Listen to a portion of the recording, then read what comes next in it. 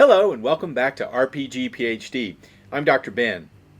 A lot of encounter design advice focuses on balance. How many enemies, how much damage, how hard the fight is supposed to be. And of course, that matters. But I think there is a deeper issue underneath it. Encounters do not just challenge players. They teach players what kind of game they are in. If most encounters are built as straight attrition fights, players learn from that pattern. They learn that force is reliable, that creativity has limited value, and that most problems are solved by removing threats as efficiently as possible. So, in this video, I want to look at encounter and module design through the lens of situation building.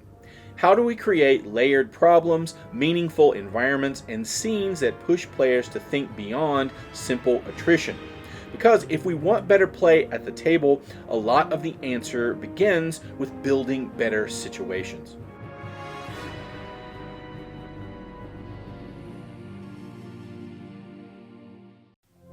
The central idea here is simple. The shape of encounter teaches players what kind of thinking the game expects from them. Players learn from the rulebook, but they also learn from repetition, from patterns, and what works often enough to feel reliable.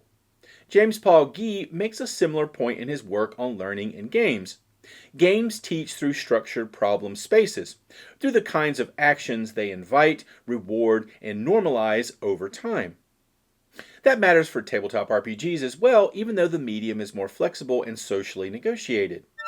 So if session after session presents encounters that come down to, here are the enemies, reduce their hit points before they reduce yours, then players absorb a lesson. They learn that the core skill of play is efficient threat removal. They learn that positioning may matter a little, that improvisation may occasionally be fun, but that the most dependable path to success is violence applied cleanly and quickly. And once that lesson sets in, it starts to shape behavior beyond combat. For example, imagine a party hears rumors that a local gang is extorting merchants in the market district. If most previous encounters in the campaign have been solved through direct confrontation, there's a very good chance the players will approach this as a combat problem. They may not investigate the gang's finances, pressure its allies, turn the public against it, or exploit internal rivalries. They will often think, where is the hideout, and how do we hit it? That response is not necessarily shallow play. It may be a perfectly rational reading of what the campaign has been teaching them. Take another example. The party enters an ancient ruin and finds goblins looting it. In one version of the encounter, the goblins attack on sight in a mostly empty room. There are no hostages, no unstable architecture, no clues being destroyed, no exits that matter, no reason to care about timing except survival. In that version, the meaningful question is mostly, who do we kill first? Now change the situation. The goblins are trying to smash sealed urns because they're looking for one specific relic. Two are hauling loot toward a side passage. One is trying to light old burial linens on fire to cover their escape. The room itself is structurally weak and loud impacts could collapse part of the floor into the crypt below. Suddenly the same basic ingredients produce a very different play experience. The players may split up. One may rush the torchbearer. One may try to secure the relic first. One may try to block the escape route. Another may avoid heavy attacks because the environment itself has become part of the problem. That's the key point. The mechanics may be identical in both versions. The stat blocks are identical. The difference lies in the situation. In tabletop terms, the written rules do not automatically generate deep play on their own. The moment-to-moment experience emerges through how those rules are embodied in actual situations. If the situations are flat, the dynamics are often flat as well. If the situations are layered, the same rule set can suddenly feel much richer. This is also where meaningful choice enters the conversation. Game design discussions often return to the idea that choices become interesting when they involve trade-offs, uncertainty, and consequences. A decision is not especially interesting when one option is obviously dominant and the others barely matter. A decision gains weight when each option carries cost, risk, and incomplete information. For example, do I attack the nearest orc or the farthest orc? May be a minor tactical choice. Do I attack the orc shaman, rescue the wounded scout, or spend my turn closing the gate before reinforcements flood in? Has much more texture. And this is why I think encounter design quietly shapes table culture. If the structure of play consistently rewards focus fire, fast elimination, and straightforward aggression, that style of thinking becomes normal. If the structure rewards observation, triage, negotiation, sacrifice, and timing, those habits start to become normal instead.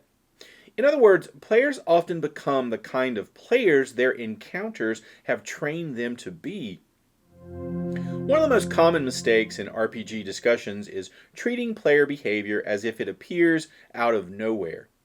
People will say, "My players attack everything," or "This system creates murder hobos," or "Nobody engages with the world unless there is initiative."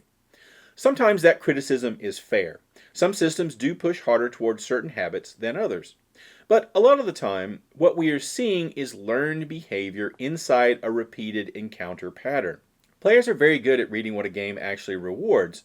They may not describe it in design language, but they feel it quickly. If the game keeps telling them that talking is risky, investigation is slow, mercy is punished, and combat is dependable, then many groups will lean into combat. For example, imagine a campaign where the party tries diplomacy 3 different times in the first few sessions. The first NPC lies and sets up an ambush. The second uses the conversation to stall until guards arrive. The third refuses to negotiate and attacks during the exchange. Then, in the very next session, the party kicks in a door, wins a fight, takes the loot, and gets a clear reward. At that point, the group has learned something. They have learned that negotiation is exposed, slow, and unreliable, while violence is fast and productive. Even if the game master never intended that lesson, the structure of play communicated it. Or take a mystery scenario. The game master imagines a rich world full of clues, social dynamics, and multiple leads. But every time the players investigate carefully, the important clue is locked behind a die roll, buried in boxed text, or overshadowed by an ambush encounter. Then, whenever the players get impatient and shake down a suspect or raid a hideout, the plot suddenly moves forward. Again, the players learn. They learn that force produces momentum. They learn that caution produces delay. This is one reason adventure design matters so much. Adventures not only contain content, they also model patterns of play. In educational theory, this connects to the idea of a hidden curriculum, the lessons a structure teaches indirectly through routine, expectation, and reinforcement, even when those lessons are not the official message. The term is often associated with Philip Jackson's work on schooling and with later educational theory, and I think it transfers productively to games as an analogy. A rulebook may say that creativity, diplomacy, and exploration matter. A module may quietly teach that killing the room is actually what works. Those are 2 very different lessons. Let me give you a very ordinary fantasy example. The party enters a ruined watchtower occupied by a mercenary band. On paper, this could become a stealth scene, a negotiation scene, a rescue operation, or a combat encounter. But look at how it is actually presented.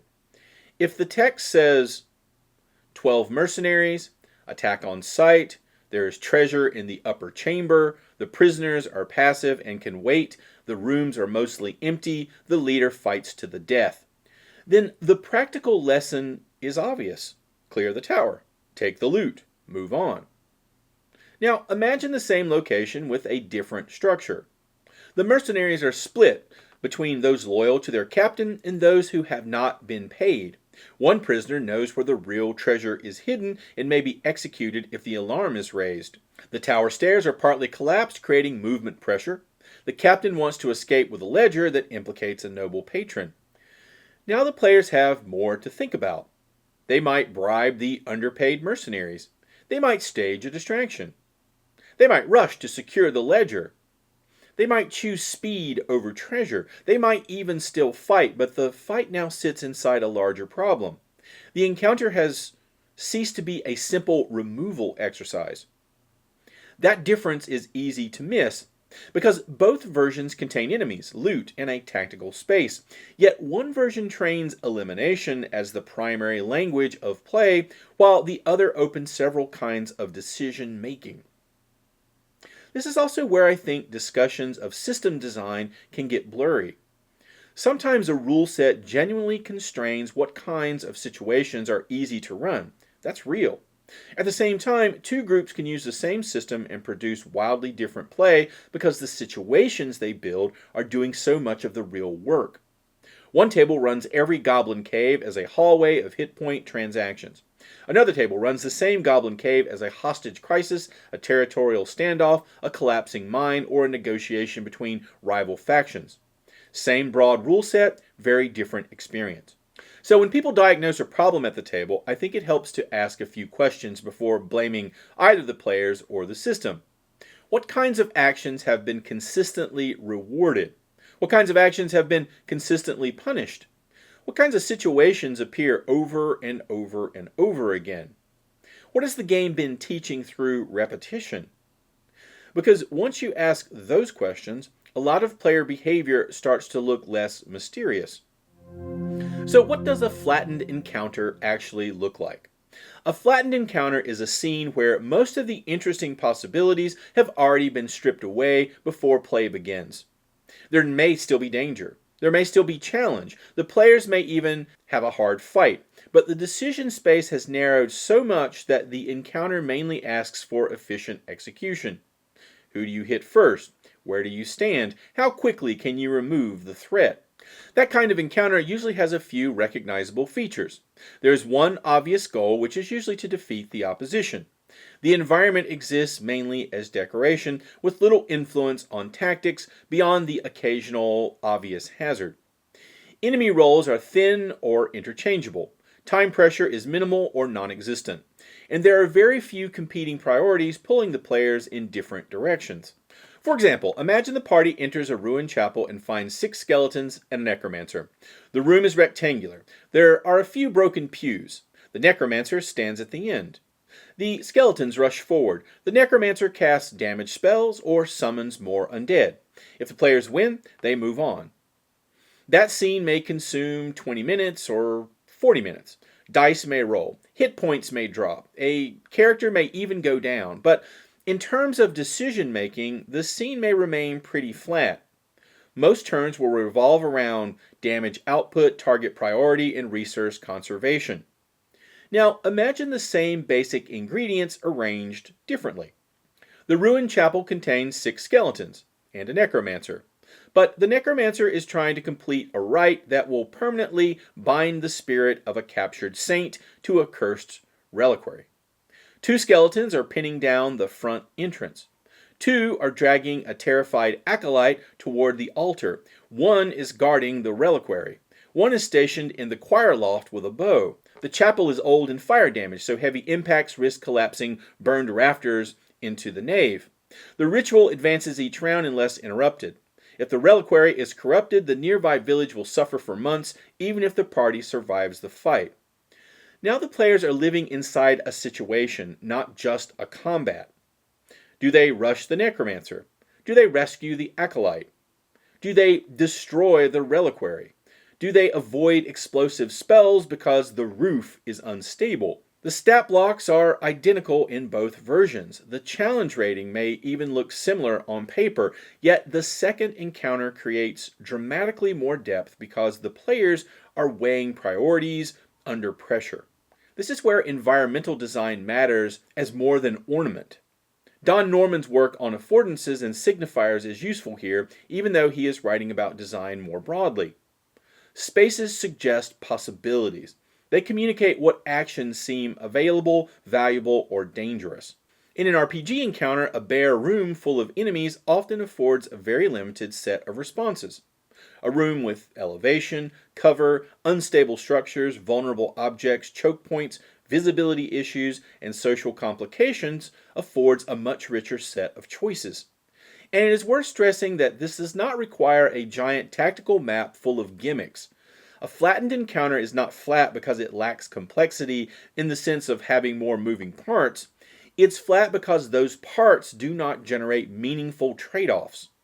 For example, you can have a highly detailed battle map with pillars, balconies, braziers, rubble, and stained glass, and still end up with a flat fight if none of those elements matter enough to shape decisions. The map looks interesting, but the real question is still just, How do we kill these enemies most efficiently? On the other hand, a relatively simple setup can feel deeper if the situation creates layered pressure. Imagine a river crossing with only three main features: a narrow bridge, a wagon with a broken axle, and enemy riders approaching from both sides. That's not an especially elaborate battlefield, yet the decision space can become very rich quickly. Does the party hold the bridge, cut the wagon loose, save the cargo, save the horses, flee into the woods, use the wreck to create a barricade? The depth comes from priorities, pressure, and consequence. This is one reason Greg Costigan's discussion of uncertainty is so relevant. He argues that uncertainty is central to game engagement, and one of the strengths of a well-built encounter is that it creates uncertainty about outcomes, values, and timing, not just about whether the dice will cooperate. A flat encounter often reduces uncertainty to endurance and probability. A layered encounter adds situational uncertainty. What matters most? What will get worse if ignored? What is the actual win condition here? At this point, I think it helps to separate two ideas that often get blurred together: encounter design and situation design. Encounter design usually asks questions like these: what enemies are present? What obstacles are in the area? How dangerous is the challenge? What resources might the players spend? What does the map look like? And what mechanics are likely to come into play? Those are valid questions. They matter. But they're not the whole picture. Situation design asks a different set of questions. What is happening here? Why is it happening now? What pressures are active? What do the different parties want? What changes if the players delay, interfere, divide their attention, or misread the scene? What does success even mean in this moment? For example, 6 bandits attack on the road is an encounter. It tells us who is present. It implies danger. It may lead to initiative rolls. But by itself, it does not yet tell us much about why this matters beyond survival and victory. Now change the frame.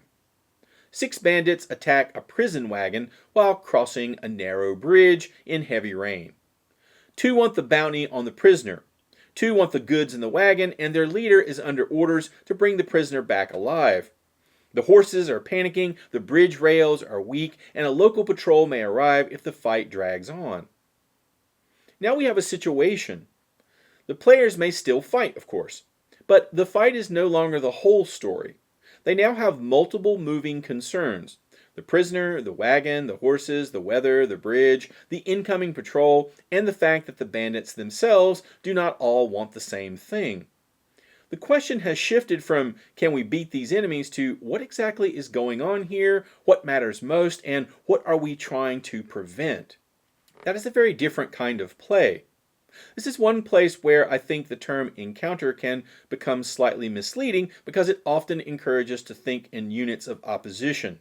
A combat encounter, a social encounter, a trap encounter. That language is useful for organization, but it can also flatten our thinking if we start designing scenes as containers for mechanics instead of moments inside a living situation. Let me give you another example. Encounter design says the players meet a suspicious innkeeper. Situation design says the players meet a suspicious innkeeper who is hiding refugees upstairs, owes money to local criminals, or is trying to keep tonight's card game from turning violent. That creates multiple possible lines of play. The innkeeper is no longer just an NPC to question, they are a node in an active situation. Suppose the party enters a shrine occupied by cultists. If I designed the encounter, I might think, how many cultists are there? What are their stats? Where are they standing? Is there a leader? What challenge level am I aiming for? If I design the situation, I start asking different questions. Are the cultists in the middle of a ritual or preparing for one?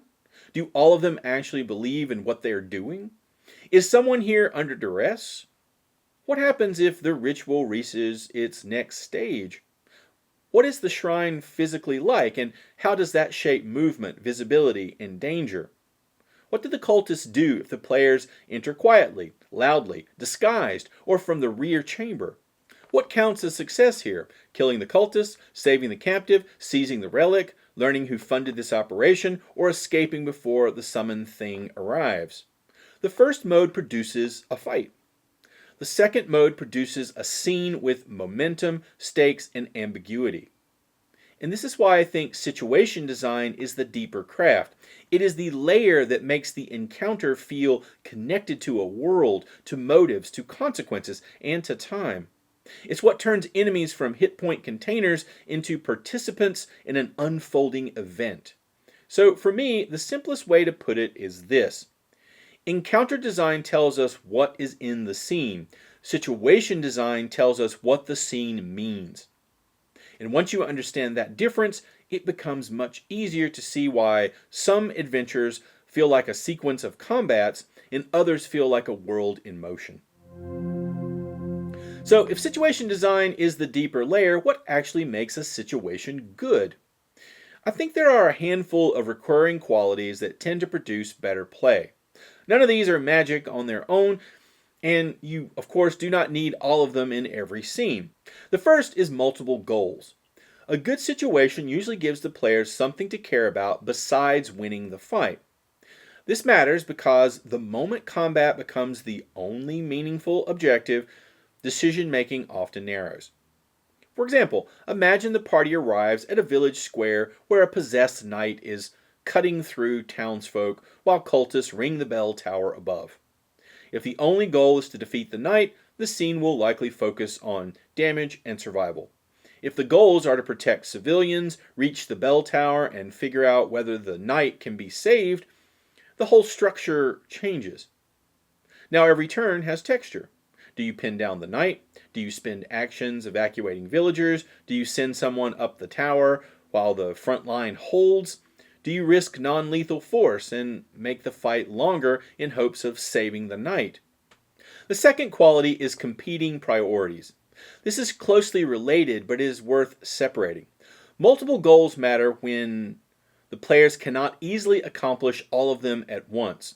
Good situations often force triage. They make players decide what matters most now, not in the abstract. Say the party is inside a burning archive beneath a noble estate. An assassin is fleeing with a coded ledger. A scholar is trapped under fallen shelves. The fire is spreading towards a sealed vault that contains evidence the party needs. Those are three urgent problems, and the players probably cannot solve all three cleanly. Someone may chase the assassin. Someone else may rescue the scholar. And someone may try to secure the vault. They may split up and expose themselves to danger. They may choose one goal and accept the cost of losing another. That's a real decision space. The third is a meaningful environment. A lot of encounter spaces are described visually but functionally inert.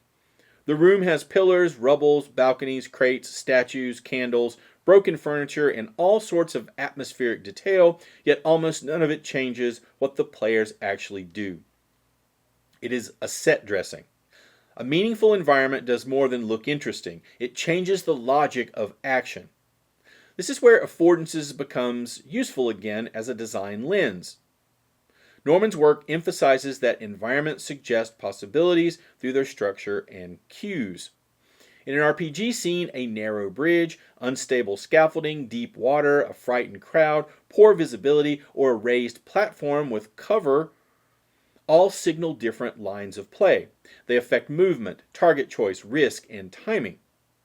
For example, fight the smugglers in a warehouse is generic. Fight the smugglers in a warehouse where catwalks sway overhead, lantern oil is spilling across the floor, and the only exit large enough for the wagon is slowly being lowered shut. This gives players a much more active space to think inside. One player may sprint for the gate, and another may climb the catwalks, or use oil as a threat. One may avoid fire entirely because the environment is too volatile. The room is no longer a container, it's part of the problem. The fourth quality is dynamic change over time. A strong situation evolves. It does not simply wait for the players to solve it. Something advances, degrades, escapes, arrives, collapses, spreads, or transforms.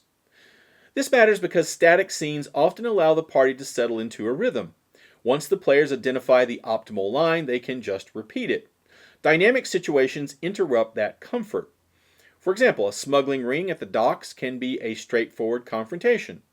A smuggling ring trying to load the last crate onto a departing boat while dock workers scatter, a crane jams overhead, and a lookout signals that harbor guards are only minutes away creates a scene with tempo.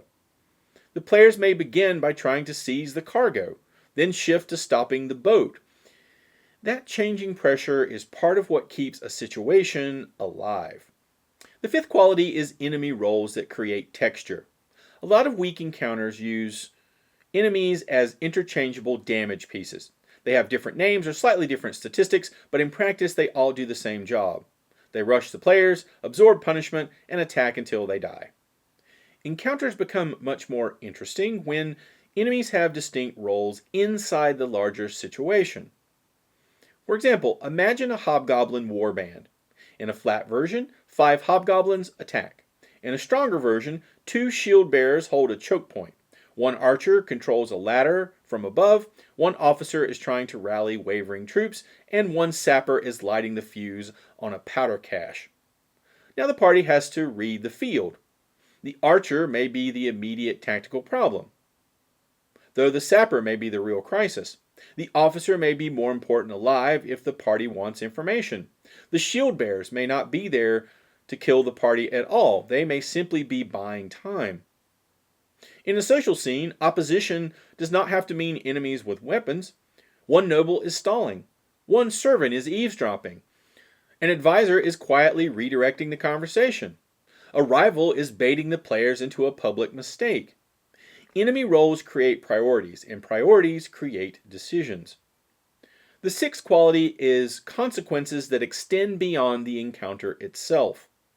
One reason some encounters feel disposable is that their outcome changes very little besides the party's hit points and resource totals. A stronger situation often matters after initiative ends. Who escaped? Who got destroyed? Who saw the fight? What evidence was lost? Which faction now reacts differently? Did the party save the village, expose the conspiracy, lose the relic, trigger the alarm, or burn the bridge they needed for retreat later? For example, the party may succeed in driving off raiders from a frontier chapel. If that success leaves the granary burned and the priest dead, the larger situation is still altered in a serious way. If they save the supplies but allow the raider captain to escape, that captain may return later with better intelligence. If they preserve both, they gain trust and local support. The same encounter can produce very different campaign consequences depending on how the situation is structured. And I think this is the heart of it.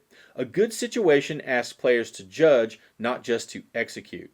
It asks them to read a field of pressures, to decide what matters most, to accept that solving one problem may worsen another, to think in terms of cost, timing, leverage, and consequence.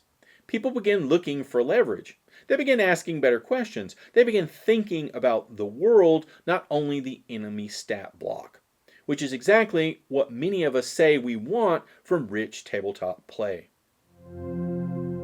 Now, with all that said, I do think this approach comes with some potential pitfalls, because layered situation design is powerful, though it is not automatically better in every form or in every dose. One possible pitfall is overloading the scene. Once you start thinking in terms of multiple goals, dynamic environments, competing priorities, ripple effects, and evolving consequences, it becomes very easy to pile too much into a single encounter. You add a ritual, a hostage, a collapsing bridge, an incoming patrol, a fire, divided enemy factions, hidden loot, and a moral dilemma. And suddenly the players are not facing an engaging situation, they are facing a traffic jam of design ideas. That kind of overload can actually reduce clarity. Players may struggle to tell what matters most, what is merely color, and what they can meaningfully affect. Cognitive load matters here. If a scene presents too many urgent signals at once, the result may be confusion instead of depth. The players are no longer making rich decisions and instead are grasping for anything that feels stable. For example, imagine the party enters a dockside warehouse and you have built in all of the following: smugglers on catwalks, a hostage tied to a crane, oil spreading across the floor, city guards approaching outside, a secret document being burned, crates containing contraband monsters, and a flood tide rising beneath the building. Any one or two of those could create strong pressure. All of them at once may turn the scene into noise. A good rule of thumb is that a scene usually needs one central pressure and perhaps one or two secondary complications, enough to create judgment, not so much that the players cannot read the situation. Another pitfall is mistaking activity for depth. A scene can have a lot happening and still not be especially meaningful. Motion alone does not create good decision making. Chaos alone does not create a strong encounter. The real question is whether the added elements generate actual trade-offs and consequences. For example, if a fight includes moving platforms, flaming braziers, screaming townsfolk, and random magical surges, though none of those things truly affect player priorities, then the scene may feel busy without feeling deep. It has spectacle. It may even be memorable in a surface level way, but it has not necessarily created better play. That distinction matters because it's very easy to confuse more stuff with more design. A third pitfall is turning every encounter into a major event. Not every scene needs to carry the full weight of the campaign.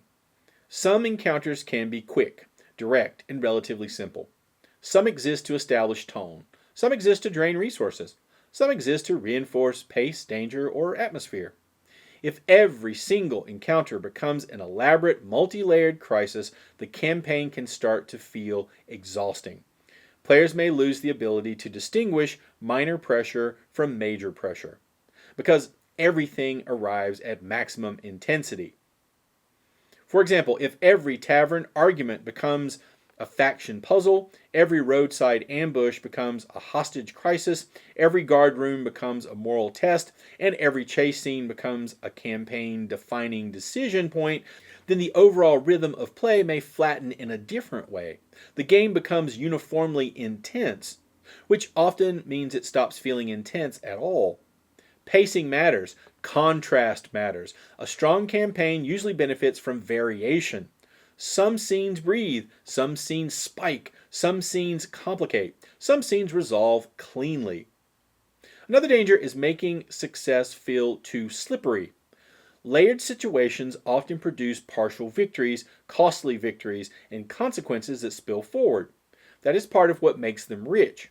At the same time, if every encounter ends with something lost, something broken, someone escaping, or some new complication emerging, players can begin to feel that they are never truly succeeding.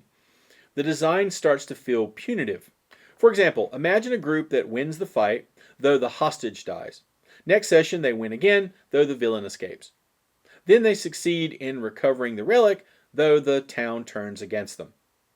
Then they save the village, though they lose their patron's trust. Any one of those outcomes can be compelling. In constant repetition, they can create fatigue. Players may start to feel that good play is never enough to secure a meaningful win. So there is a balance to strike here. Consequences are valuable. Cost is valuable. Partial success is valuable. But the players also need moments where their skill, care, and creativity lead to clean, satisfying payoff. A fifth pitfall is blurring the scene so much that the players cannot identify actionable choices. This is related to overload, though it's slightly different.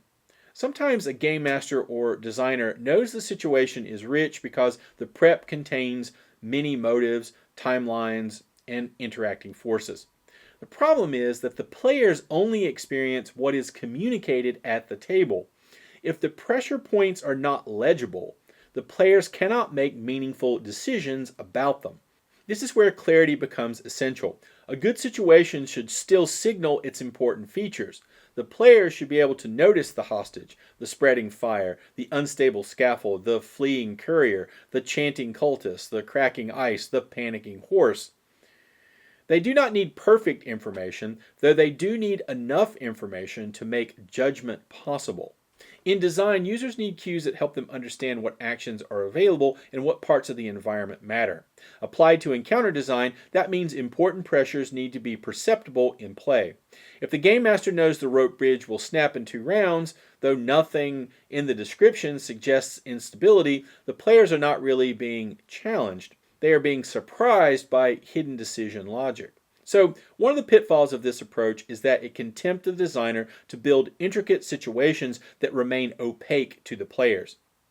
And finally, there is the pitfall of forgetting the actual table. Some groups love highly layered scenarios. Some groups enjoy straightforward tactical combats. Some want heavy pressure and consequence. Some want a cleaner, heroic rhythm. Some players thrive when juggling multiple priorities. Others prefer clearer objectives and less situational clutter. None of this means one group is playing better than another. It means design needs to meet the table you actually have. If a game master falls in love with situation design as a concept and starts forcing every table toward maximum complexity, the result may be frustration rather than depth. Good design is still relational. It still depends on audience, tone, pacing, and player preference. So I think the real takeaway is not that every encounter should become more layered at all costs. It is that layered situation design is a tool, and like any tool, it works best when used with judgment. So now let's take a look at a step-by-step guide for better encounter and adventure design. If encounter design is about building a scene and adventure design is about building a chain of meaningful scenes, I think it helps to approach this in layers. Start with the immediate scene, then widen outward until you can see how that scene connects to the larger adventure.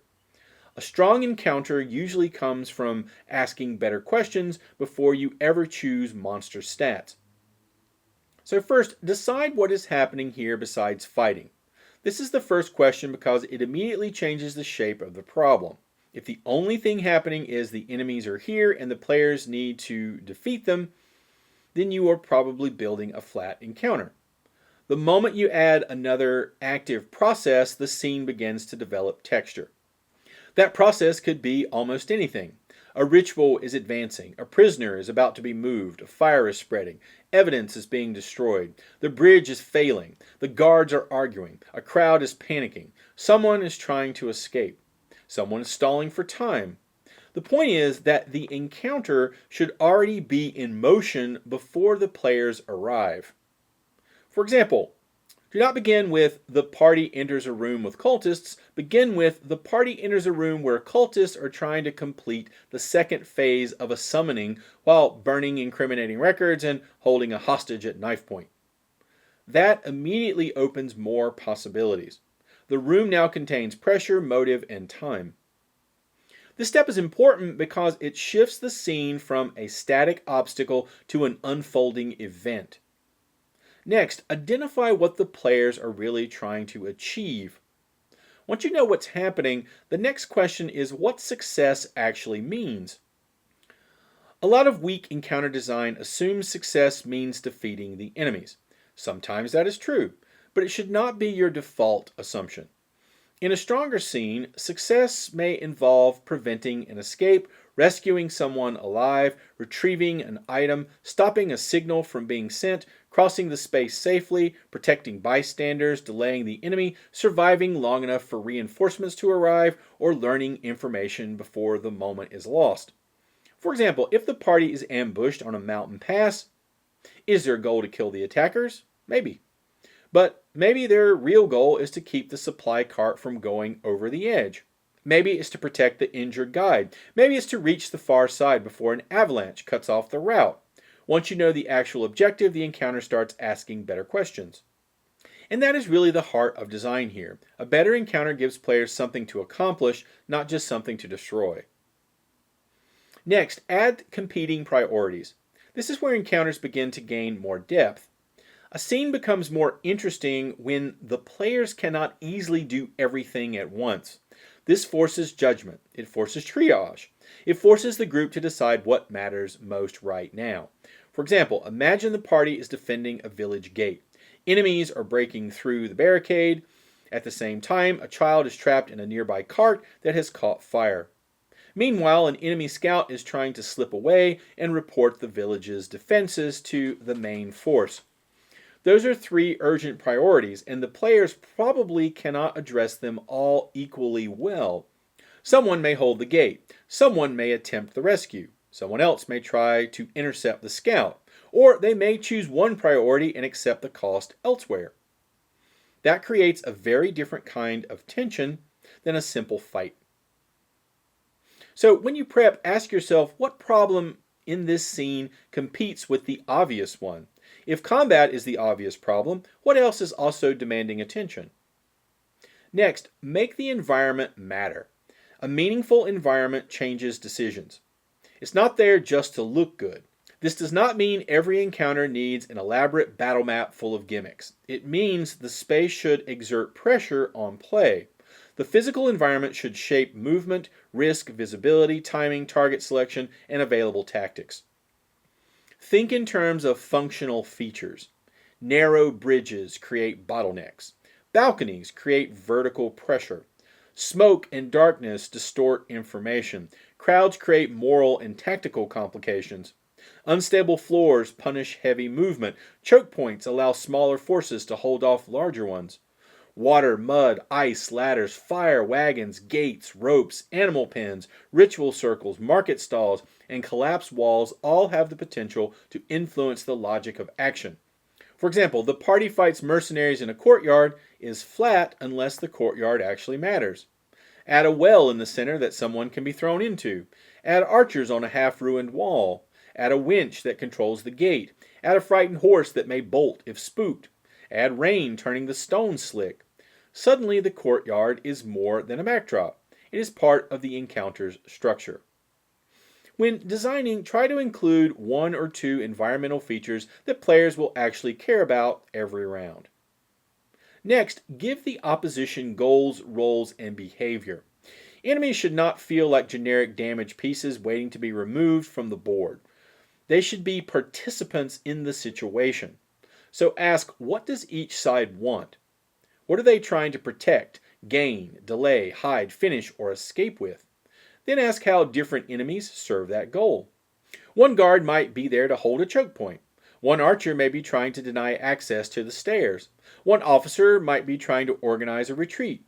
One fanatic may be willing to die to buy 2 more rounds for the ritual.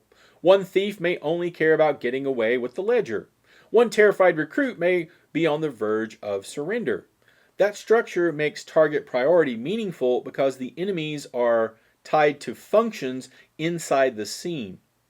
It also helps the encounter feel like something is happening for reasons, not just a fight that exists because the players entered the area.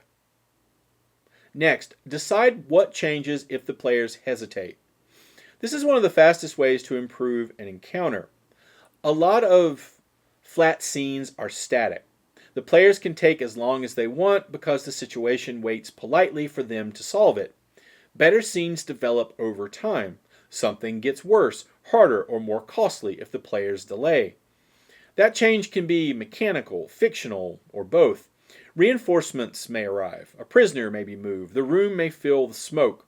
A ritual may advance. The enemy may flee with the object. The bridge may collapse further. The alarm may spread through the complex.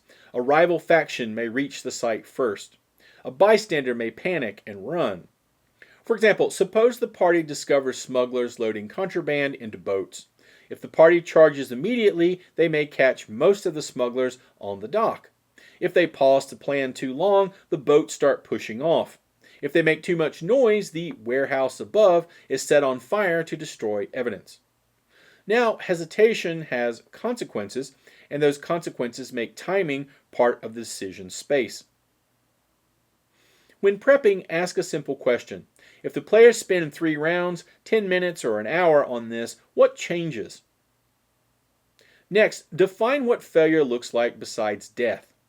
A lot of encounter design quietly treats failure as losing the fight, but richer play often comes from partial successes, costly success, or failure that changes the world without ending the adventure. This is important because it widens the emotional and narrative range of the scene. The party may win the fight and still lose the hostage. They may drive off the raiders but fail to save the grain stores. They may stop the ritual but allow the cult leader to escape. They may recover the relic but destroy the trust of the village in the process. Those outcomes matter. For example, in a tomb encounter, perhaps the players defeat the grave robbers, though in the struggle an ancient seal is broken and something older below is awakened. That is a failure condition embedded inside success. It makes the scene feel consequential without forcing a total party wipe or a hard dead end. When you build encounters this way, players start thinking about quality of success, not only survival. Next, connect the encounter to the larger adventure. Once the immediate scene is solid, zoom out.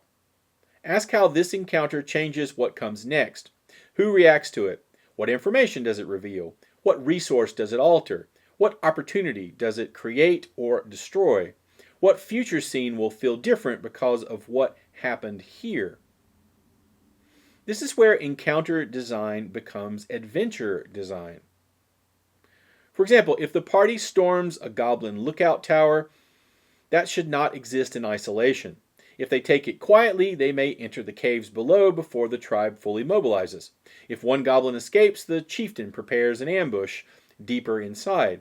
If they recover the stolen tribute chest, they gain leverage with the nearby village. If they leave the prisoners behind, those prisoners may later be sacrificed, recruited, or moved to another site. The point is that one scene should alter the next.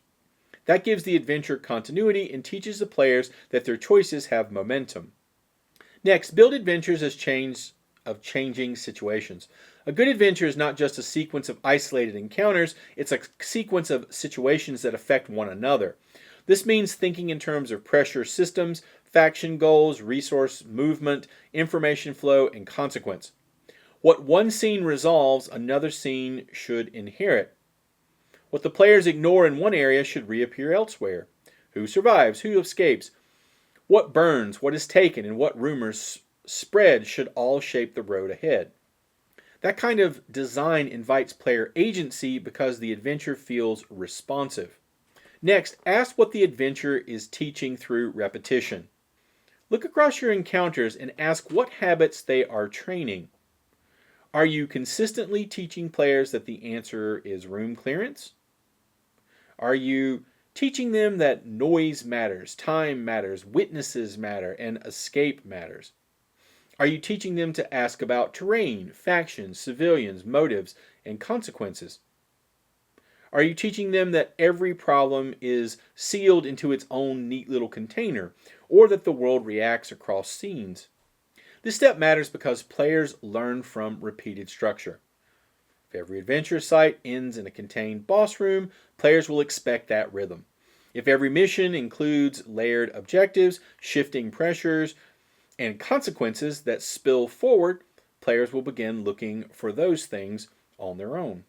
So, if I had to reduce all of this to a compact design checklist, it would sound something like this. What is happening here besides fighting? What are the players trying to achieve? What priorities compete with each other? How does the environment shape action? What do the enemies want? What changes if the players delay?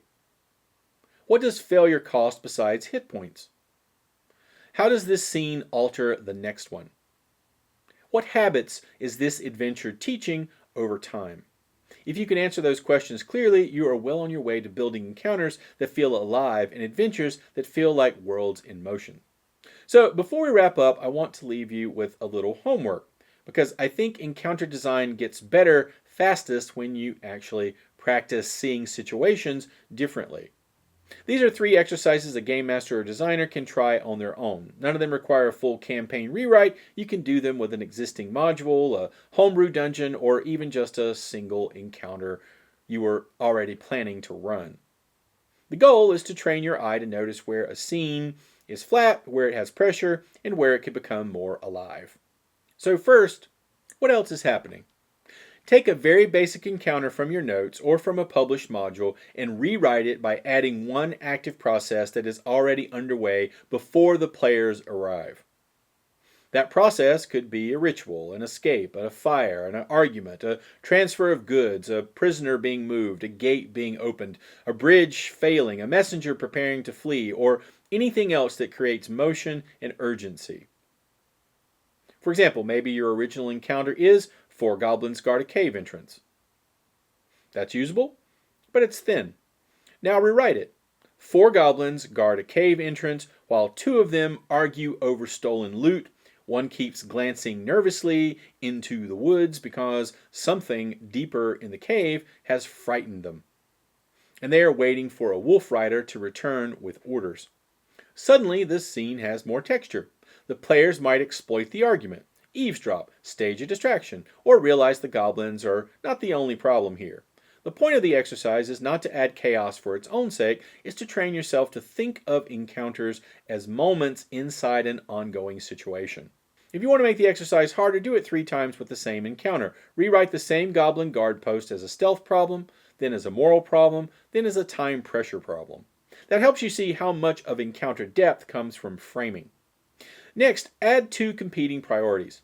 For this one, take an encounter you already like and ask, what else could matter here besides defeating the enemy?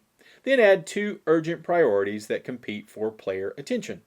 The important thing is that these priorities should not be easily solvable all at once. They should force the players to make judgments. For example, maybe your original encounter is the party fights cultists in a ruined chapel. Now add competing priorities. The cultists are trying to complete a summoning. A hostage is tied near the altar. A side door stands open, and one cultist is preparing to flee with a ledger that names local allies.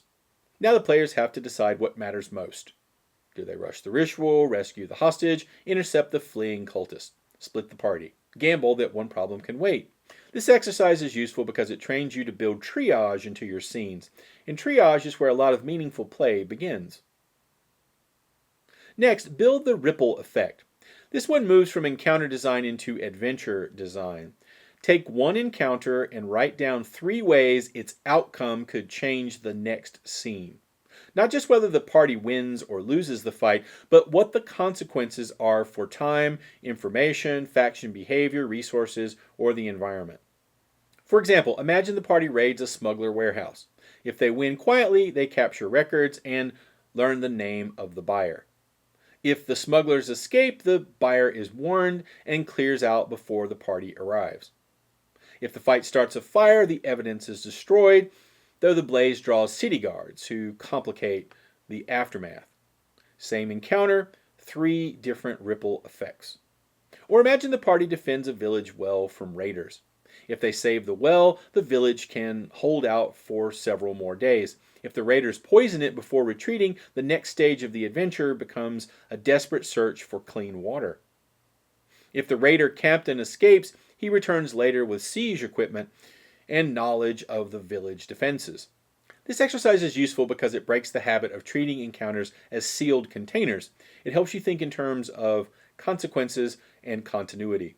So, whether you're building your own adventures, revising published material, or just trying to make next session feel more alive, I think it's worth asking, what is happening here besides fighting?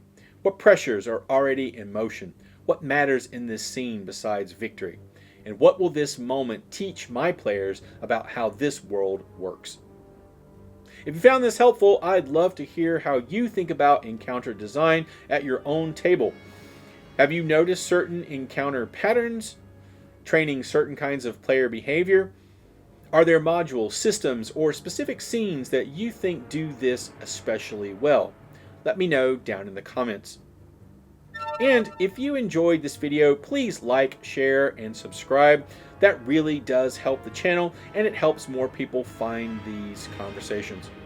If you know another game master or designer who has been wrestling with flat encounters or module structure, send this one their way. And as always, thanks for watching. See you next time.